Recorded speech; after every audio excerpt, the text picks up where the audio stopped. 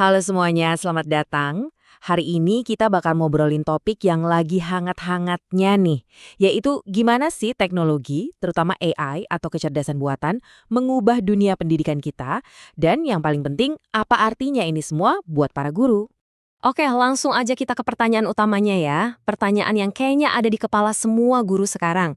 Dengan semua kecanggihannya, AI ini sebetulnya ancaman bukan sih? Apa benar AI bakal menggantikan peran guru di kelas? Nah, dalam beberapa menit ke depan, kita akan kupas tuntas 5 hal.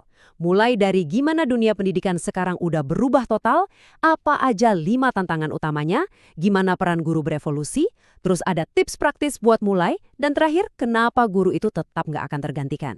Yuk, kita mulai dulu dari dasarnya. Kita harus sadar kalau dunia pendidikan yang kita kenal dulu, sekarang udah beda banget. Fondasinya bener-bener udah bergeser, dan penting banget buat kita paham pergeseran ini. Nah, ini dia nih perbandingannya, seru banget. Coba bayangin deh, dulu guru itu pusatnya ilmu. Apa kata guru? Ya itulah kebenarannya. Pengetahuan datangnya dari buku dan guru. Sekarang, wah ceritanya beda total. Pengetahuan ada di mana-mana. Internet, video, sampai AI. Jadi peran guru pun geser. Dari yang tadinya satu-satunya sumber info, sekarang jadi pemandu yang bantu siswa biar nggak tersesat di lautan informasi. Karena perubahannya gede banget, tantangannya juga nggak main-main kan?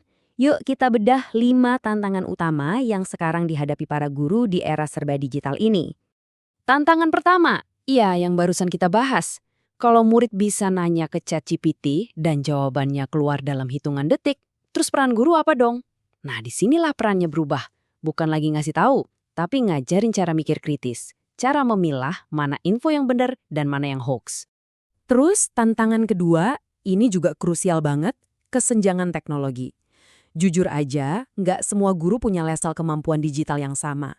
Guru-guru yang lebih muda mungkin lebih gampang adaptasi, sementara beberapa guru senior mungkin ngerasa ini tantangan berat. Ini realita yang harus kita hadapi bareng-bareng.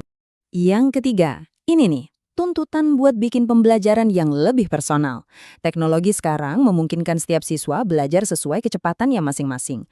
Artinya, metode ngajar yang satu untuk semua atau one size fits all itu udah nggak efektif lagi. Kurikulumnya harus jauh lebih fleksibel.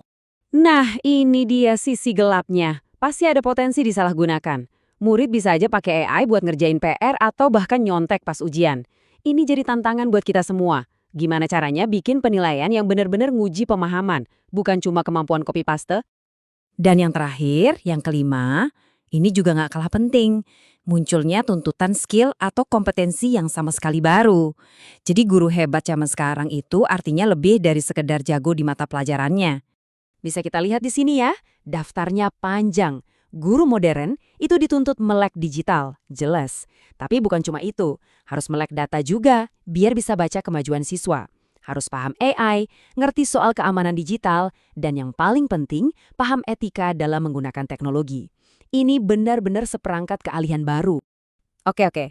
Tadi kan kita ngomongin tantangannya terus ya, bikin pusing mungkin. Nah, sekarang kita pindah ke bagian yang lebih optimis, solusinya. Kita lihat gimana semua ini sebenarnya adalah sebuah evolusi, bukan kiamat bagi profesi guru. Kalau tantangannya baru, metodenya juga harus ikut baru dong. Pembelajaran berbasis proyek, berbasis inquiry, atau flipped classroom, semuanya punya satu tujuan yang sama, mendorong siswa buat benar-benar berpikir dan kerjasama, bukan sekedar menghafal fakta yang bisa dicari di Google dalam 3 detik. Jadi, intinya apa? Kita harus ubah cara pandang kita. AI itu bukan musuh yang harus ditakuti. Anggap aja AI itu kayak asisten pribadi kita yang super pintar dan gak pernah capek. Gimana caranya AI bisa jadi asisten? Wah, banyak banget. AI bisa bantu kita bikin materi ajar yang seru, bikinin bank soal dalam sekejap, analisis data buat lihat siapa siswa yang ketinggalan, dan yang paling juara, AI bisa ngurusin tugas-tugas administrasi yang makan waktu. Jadi kita bisa lebih fokus ke siswanya. Mungkin sekarang ada yang mikir, oke, paham, tapi mulainya dari mana? Kayaknya ribet banget. Tenang. Yuk, kita lihat beberapa langkah praktis yang nggak bikin pusing buat memulai perjalanan ini.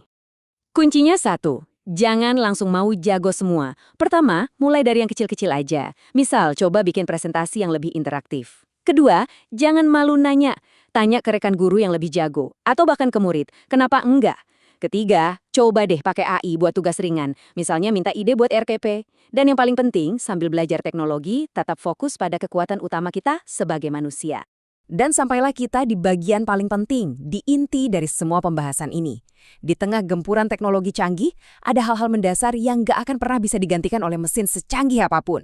Coba deh kita pikirin, AI itu kan cuma kode, dia nggak punya empati. AI nggak bisa ngebentuk karakter anak, nggak bisa ngasih motivasi tulus pas mereka lagi jatuh, nggak bisa bangun hubungan manusiawi yang hangat, dan yang pasti, AI nggak bisa jadi teladan yang menginspirasi. Inilah jantungnya pendidikan, dan ini semua cuma bisa dilakukan oleh manusia. Jadi, pesan utamanya adalah ini. Tujuannya itu transformasi, bukan penggantian. Teknologi ini datang bukan buat menggusur guru, tapi untuk mentransformasi peran kita. Guru yang mau dan bisa beradaptasi itu nggak akan punah, justru bakal jadi jauh lebih hebat dan lebih berdampak. Sebagai penutup, ada kutipan yang bagus banget nih untuk kita renungkan. AI akan menggantikan sebagian tugas seorang guru, tetapi tidak akan pernah menggantikan seorang guru yang berkarakter, yang bisa berpikir kritis, dan mampu membimbing manusia lain.